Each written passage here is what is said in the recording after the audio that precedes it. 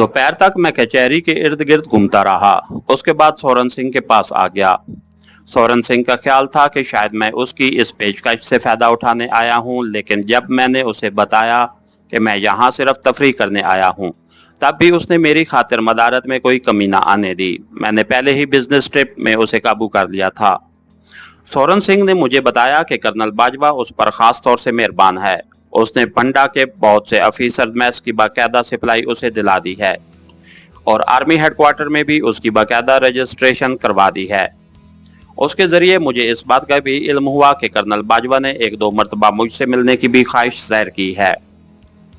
भारतीय फौज के एक कर्नल की मुझसे दिलचस्पी मेरी खुशबख्ती की इलामत थी। मैंने खुद सोरन सिंह के सामने उसकी मेहमान नवाजी और पंजाबी परवरी की तारीफ की, लेकिन साथ ही अपनी हद से बड़ी मसरूफियात का रोना भी रोया, क्योंकि अभी तक मुझे दोबारा कर्नल बाजवा वाले एरिया में कोई मिशन नहीं सौंपा गया था।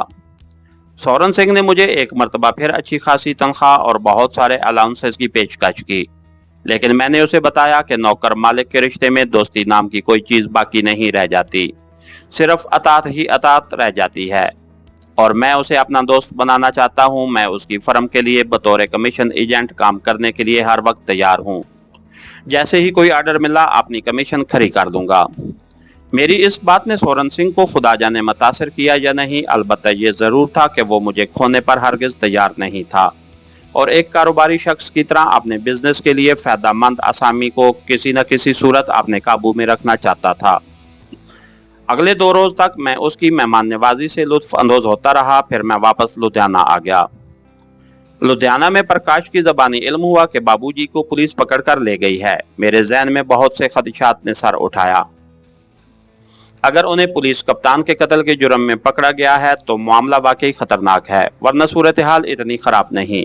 प्रकाश के साथ मैं फौरन रायकोट पहुंचा। सारे घर वाले परेशान थे। मैंने उन्हें हौसला दिया। बाबूजी अभी तक रायकोट पुलिस स्टेशन में ही थे। ये सुनकर मेरी जान में जान आई कि उन्हें माज अंदेशा नुक्से अमन के तहत पुलिस ने हिरासत में ले लिया था, क्योंकि इन दिनों कम्युनिस्ट पार्टी सारे भारत में मुल्कगीर पैमाने पर हड़तालों का प्रोग्राम बना रही थी और कांग्रेस जमहूरियत नवाज हुकूमत ने आने वाले हालात से निपटने के लिए तमाम सूबों को कम्युनिस्ट ए और बी क्लास लीडरशिप की गिरफ्तारी के अहकामात जारी कर दिए थे। मेरे जहन में जिस बात का खटका था वो सूरत हाल नहीं थी। बाबूजी की सियासी बसीरत को मैं दाद दिए बगैर न रह सका। जिस रोज पुलिस कप्तान को कत्ल होना था, एन उस रोज अलग सुबह वो तयशुदा प्रोग्राम के मुताबिक गिरफ्तार हो गए थे। ये बात उनके लिए कुछ मुश्किल भी नहीं थी। सीआईडी वाले उनकी सरगर्मियों पर पहले ही से नजर रखे हुए थे। उन्होंने इस रोज रात को एक जलसे में धुआंधार तकरीर कर दी और सबूत धर दिए गए। इस तरह उन्होंने खूबसूरत चाल चाल कर जालंधर वाले कत्ल में अपने मुलविस होने के अमकानात ही खत्म कर दिए थे। पुलिस के वहमो गुमान में भी ये बात नहीं आ सकती थी कि यहाँ कोई नक्सलबाड़ी भी रहता है। शाम तक भाग दौड़ करके हमने बाबूजी की अच्छे चाल चलन की जमानत देने के बाद जमानत करवा ली थी। रायकोट के सरकर्दा अफराद का ताउन हमने अपने वकील के जरिए हासिल कर दिया था। रात तक उनकी रिहाई अमल में आई तो सबने सुख का सांस लिया। बाबूजी हवालात से निकलते ही मुझसे बगल गिर हो गए। बाबूजी छोड़िए अब सियासत को, इसमें रखा ही क्या है, लुधियाना चलिए, कारोबार संभालिए। मैंने घर वापस आते ही रास्ते में उनसे कहा, बेटा पिछले 5-6 साल से मैं खामोश था, इसलिए कि तुम्हारी माताजी बड़े छोटे दिल की मालिक है और प्रकाश भी अकेला था। फिर मुझ पर अपना ही नहीं तुम्हारी मूसी जी का भी बोझ था। अब सालग्राम अपने पांव पर खड़ा हो गया है और सबसे बड़ी बात तो यह है कि मेरे 2 प्रकाश हो गए हैं। अब मुझसे रहा नहीं जाता, मैं अपने काज से कैसे पीछे हट जाऊं। मुझे तुम्हारी सलाहियतों का इल्म है बेटा। मेरा विश्वास है कि तुम कभी घर वालों को मेरी कमी का एहसास नहीं होने दोगे। बाबूजी के जवाब में छुपे एतमाद पर मैं कट कर रह गया। उस घर के हर फर्द ने मुझसे बहुत सी उम्मीदें वाबस्ता कर ली थीं। न जाने कुदरत ने इन लोगों को अपने भयानक मिजाज का निशाना बनाने के लिए क्यों चुन लिया था। मुझे खुद अपने कल का इल्म नहीं था। मेरी हैसियत बज़ाहिर हवा में उड़ने वाले उस पत्ते की सी थी जिसे आंटी ने उनके आंगन में ला फेंका था। अगला झोंका मुझे कहाँ ले जाए उसका मुझे बिल्कुल पता नहीं था।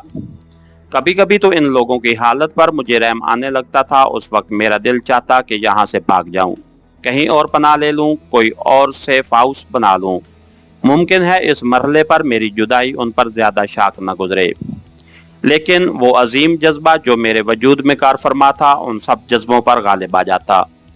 मेरी ट्रेनिंग का तकाजा था कि मैं यहाँ जमा रहूं, ऐसी महफूज पनाहगाह जाने फिर मुयसर हो कि ना हो। मैंने एक कमिटमेंट खुद से ज़रूर कर रखी थी कि ज़िंदगी में अगर कोई ऐसा मरला आ गया जिसकी तवक्को एक जासूस को रखनी चाहिए तो कभी इस हंसते बसते घर पर आंच नहीं आने दूंगा। घर पहुंचे तो माता और मौसी जी के चेहरे खिल उठे। उन्होंने बाबूजी की रिहाई का कारण भी मेरी आमद ही को जाना। ऐसी तमाम बातें उनकी नज़रों में मेरा मान बढ़ा रही थी। उन्हें पूनम से मेरी निस्बत तय करने पर फख्र महसूस हो रहा था। पूनम के रवैये में उस रवायती हिजाब ने जगह पा ली थी जो मशरकी दो शेजाओं का खासा है। वो हम पर ऐसी कोई माशरती पाबंदी आयद नहीं थी जो एक दूसरे से मिल ना सके। फिर भी न जाने क्यों अब उसके रवैये में वो पहली सी बेसाख्तगी बाकी नहीं रही थी। उसने अपने हसीन सरापे के गिर्द शर्म हया का खौल चढ़ा लिया था। वो अभी से जहनी तौर पर मुझे अपना पति जानने लगी थी। वो हिंदू लड़की थी। उसके धर्म और समाज ने उसके लाशऊर में पतिव्रता का जो तस्वुर बांध दिया था वो जी जान से उस पर अमल पैरा थी। उसकी मोहब्बत ने अब पूजा का दर्जा पा लिया था और अपने हर अमल से वो खुद को धार्म पत्नी साबित करने पर तुली थी। मैं उसके बर्ताव से कट कर रह जाता और कर भी क्या सकता था। तकदीर के सामने तदबीर की बेबसी का एहसास मुझे हकीकतन अब हुआ था। इसके साथ ही हमारी आज के एपिसोड का इख्तिताम हुआ। कहानीकार चैनल को लाइक कीजिए, सब्सक्राइब कीजिए और बेल आइकन को प्रेस कर दीजिए ताकि हर आने वाली नई वीडियो आप तक बर वक्त पहुंच सके। शुक्रिया।